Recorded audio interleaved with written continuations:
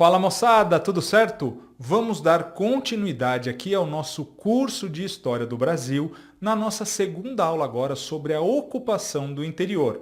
Nós falamos um pouquinho na aula passada sobre o papel, a importância da pecuária para a interiorização da colonização brasileira e na aula de hoje nós veremos o papel fundamental dos jesuítas. Preparados? Vamos contar história então.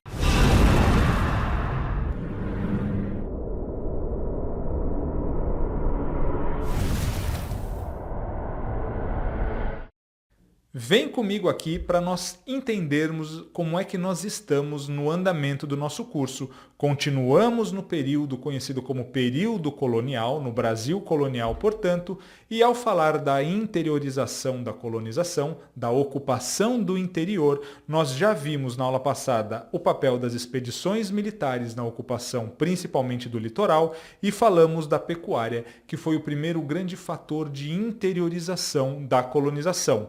Na aula de hoje, nós veremos o que é que os jesuítas fizeram nesse sentido, como é que eles contribuíram para a ocupação do interior do Brasil e vocês já sabem, estão convidados para na próxima aula nós falarmos do principal motivo que foram as entradas e bandeiras, tá certo? Galerinha, como eu disse para vocês, olha só, a conquista do interior, ela vai ganhar muito ímpeto depois do final do século XVI.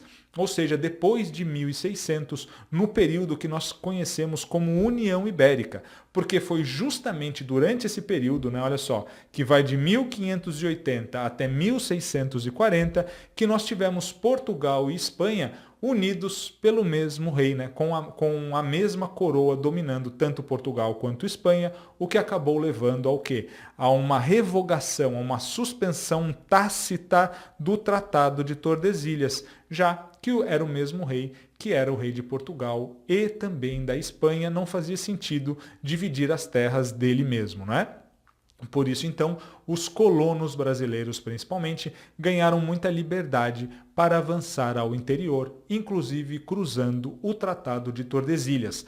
Na aula passada, nós já falamos, como eu disse para vocês, olha só, das expedições militares e também da pecuária. Mas, embora a pecuária tenha sido muito importante para a interiorização, no sul, sim, ela ultrapassou o Tratado de Tordesilhas, principalmente a partir de Laguna, que era considerado como o limite sul das terras portuguesas na América. Mas no Nordeste, pessoal, a pecuária, embora tenha se interiorizado, ela acabou não ultrapassando o Tratado de Tordesilhas. Mas o que nós conversaremos hoje e também na aula que vem, que serão sobre os jesuítas e também sobre os bandeirantes, eles sim vão, inclusive no Centro-Sul, ultrapassar e muito os limites do Tratado de Tordesilhas. Então vamos lá, vamos começar falando aqui dos jesuítas, recapitulando algumas coisas que nós já sabemos, mas claro, sempre aprofundando, porque o nosso foco agora é entender a interiorização que esses religiosos promoveram na colônia brasileira. Olha só, os jesuítas, então, pessoal, eles foram criados, né, eles são fruto de uma reação da igreja chamada de Contra-Reforma, ou né, uma reação contra o quê? Contra o movimento da reforma protestante iniciado né, por Lutero, posteriormente levado à frente por Calvino, entre outros reformadores da igreja. A igreja, então, no Concílio de Trento, resolve utilizar né, aqui a Companhia de Jesus, que havia sido criada por Inácio de Loyola, decide então que a Companhia de Jesus será o braço da igreja para levar o catolicismo, especialmente ao Novo Mundo, e é por isso que os jesuítas são mandados aqui para a colônia portuguesa na América, com a finalidade de catequizar os índios. Então, olha só, fundada em 1534 né, por Inácio de Loyola, a Companhia de Jesus, ou então a Ordem Jesuítica, tinha como objetivo expandir o catolicismo pelo mundo, inclusive pelo Novo Mundo, como nós falamos. E no Concílio de Trento, eles vão decidir que os jesuítas né, será a ordem responsável por levar, né, por catequizar esses indígenas nas terras que haviam sido encontradas pelos reis católicos, tanto o rei de Portugal quanto o rei da Espanha. Então, o primeiro grupo de jesuítas chega à Baía de Todos os Santos em 29 de março de 1549. Vocês se lembram? É justamente quando chega aqui o primeiro governador-geral, o Tomé de Souza. Então, juntamente com o Tomé de Souza, chegam aqui 6 jesuítas sob a liderança, não é, de Manuel da Nóbrega. Tá certo? Esses jesuítas, então, eles vêm juntamente com o nosso primeiro governador-geral. E desde os primeiros tempos, os jesuítas dedicaram-se à catequização.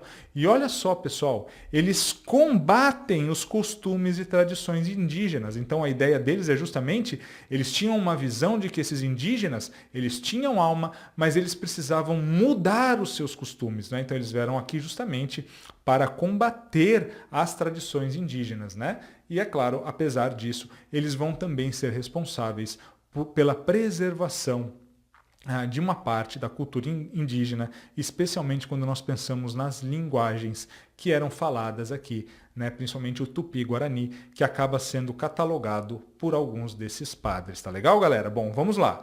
Os jesuítas, então, inicialmente, eles vão se concentrar no litoral. Claro, porque toda a colonização se inicia pelo litoral, onde eles vão fundar colégios nas principais vilas e cidades brasileiras. Falamos, por exemplo, né, do surgimento de São Paulo como uma consequência da fundação de um colégio jesuíta. Mas, conforme esses indígenas foram sendo vencidos, né, e catequizados no litoral, muitos se refugiaram no sertão, ou seja, no interior. Tá? Cuidado aqui que o sertão não é o sertão nordestino. Naquela época se chamava todo o interior aqui da colônia de sertão. E os jesuítas, então, também se deslocam para lá com suas missões. As missões jesuíticas também são chamadas de reduções. Então, nada mais são do que pequenos aldeamentos onde os indígenas aprendiam ou adquiriam os costumes europeus, inclusive o costume, não é, de trabalhar, né, para os jesuítas. Isso, algo que acabou, nós veremos, enriquecendo muitos desses jesuítas, tá bom? As principais missões ou reduções jesuíticas se localizavam no interior da Amazônia e também da região sul. Vamos dar uma olhadinha aqui já no mapa para vocês verem, né, como elas se espalharam bastante pelo interior do Brasil. Então, para a catequização, os jesuítas obtiveram dos governantes a concessão de sesmarias, isso mesmo.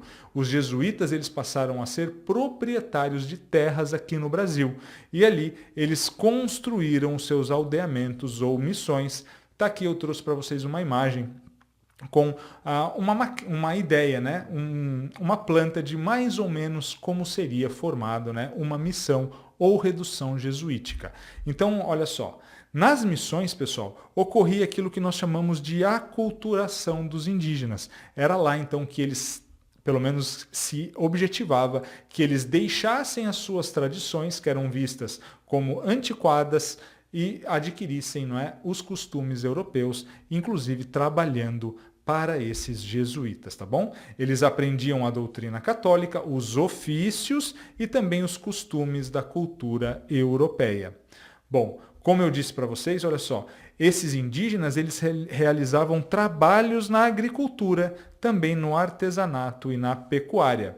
Lembrando que o gado foi introduzido no Brasil pelos jesuítas e nós vimos na aula passada que a pecuária teve também muita importância na interiorização da ocupação brasileira, tá certo?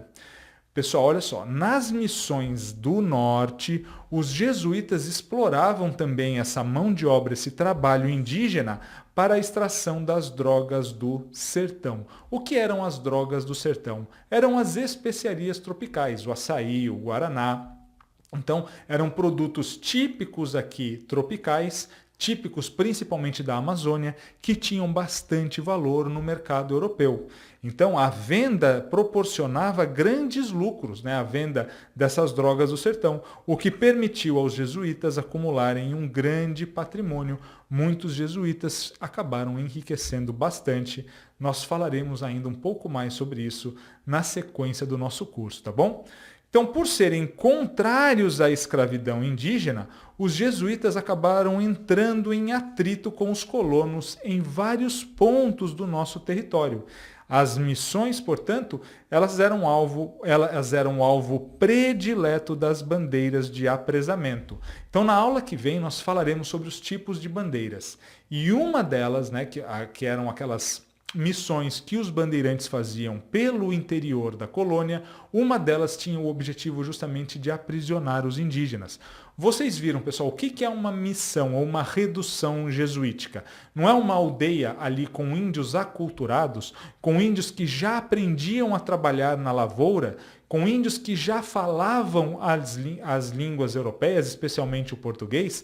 Então era muito mais fácil para esses bandeirantes aprisionar esses indígenas, os indígenas que estavam nas missões jesuíticas. E é claro, então, que os jesuítas não gostavam nada disso e eles conseguiram, inclusive, a autorização da coroa portuguesa de defender as missões de modo armado. Então, eles armavam os indígenas que estavam ali nas reduções, justamente para tentarem se defender da ação desses bandeirantes. Nós falaremos um pouquinho mais sobre isso na próxima aula, mas percebam então que é claro que haverá muitos conflitos entre bandeirantes e jesuítas ao longo da nossa história, tá certo? Os bandeirantes, eles capturavam para a escravização o famoso índio ladino. Assim como nós falamos do escravo ladino, o índio ladino era aquele que já estava aculturado, que já conhecia os costumes europeus e que também já sabia trabalhar nas lavouras de cultivo europeias, né? Inclusive na lavoura de cana-de-açúcar.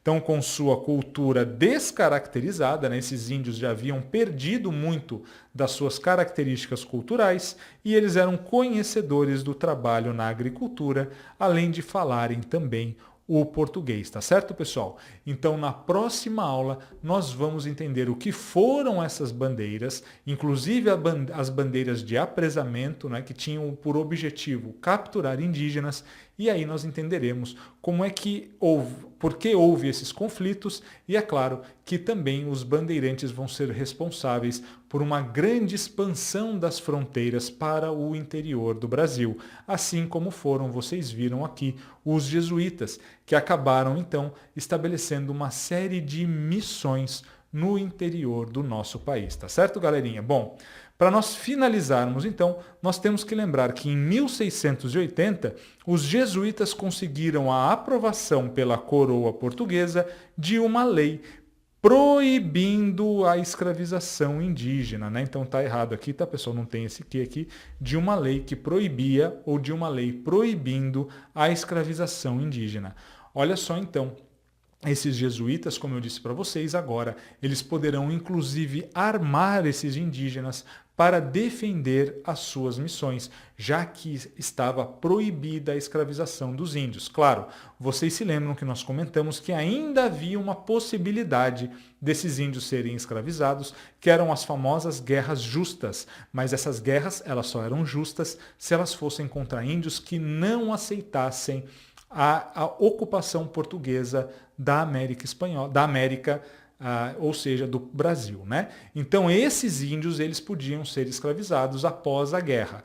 Mas veja que nós estamos falando aqui de índios que estavam nas missões jesuíticas. É claro que esses índios, nós não podíamos dizer que esses índios não aceitavam a ocupação portuguesa, já que eles estavam inclusive sendo catequizados, ou seja, não havia possibilidade, estava proibida a escravização desses índios, porque esses índios, olha só, eles aceitavam a presença portuguesa na América, ou seja, nós teremos conflitos importantes entre jesuítas e também bandeirantes. Me despeço de vocês por enquanto. Na próxima aula, então, nós entenderemos melhor sobre as famosas entradas e bandeiras. Um forte abraço a todos.